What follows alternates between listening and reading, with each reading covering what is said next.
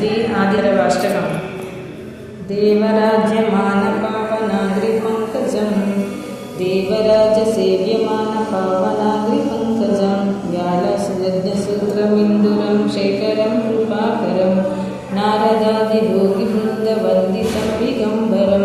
काशिकापुराधिनाथकालभैरवं भजे बालकोटिभास्वरं भवाब्धितारकं हरं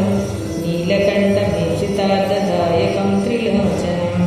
कालकालमम्बुजाक्षमक्षशूलमक्षरं काशिकापुरादिनाथकालभैरवं भजे शूलटङ्कपासदण्डपाणिमादिकादिकारणं श्यामकायमादिदेवमक्षरं निरामयं भीमविक्रमं प्रभुं विचित्रताण्डवप्रियं काशिकापुरादिनाथकालभैरवं भजे भुक्तिमुक्तिदायकं प्रशस्तचारुविग्रहं भक्तवत्सलं स्थितं समस्तलोकविग्रहं निक्पणन्मनोजं हेमकिङ्कणीलसत्किटं काशिकापुरादिनाथकालभैरवं भजे धर्मसेतुपालकं त्वधर्ममार्गनाशकं कर्मपाशमोचकं सुसर्मदायकं विभुं स्वर्णवर्णकेशपाशोभिताङ्गमण्डलं काशिकापुरादिनाथकालभैरवं भजे रत्नपादुकाप्रभाभिरामपादयुग्मकं नित्यमं द्वितीयमिष्टदैवतं निरञ्जनं ऋजुदर्पनाशनं करालदंशभीषणं काशिकापुरादिनाथकालभैरवं भजे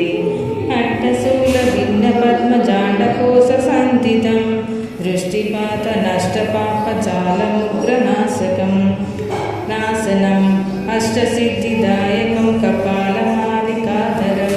काशिकापुरादिनाथकालभैरवं भजे भूतसङ्गनायकं विशालकीर्तिदायकं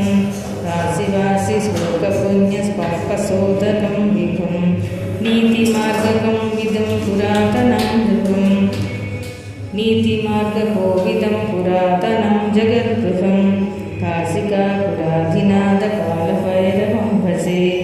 कालभैरवाष्टकं पठन्ति ये मनोहरं ज्ञानमुक्तिसाधनं विचित्रपुण्यवर्धनं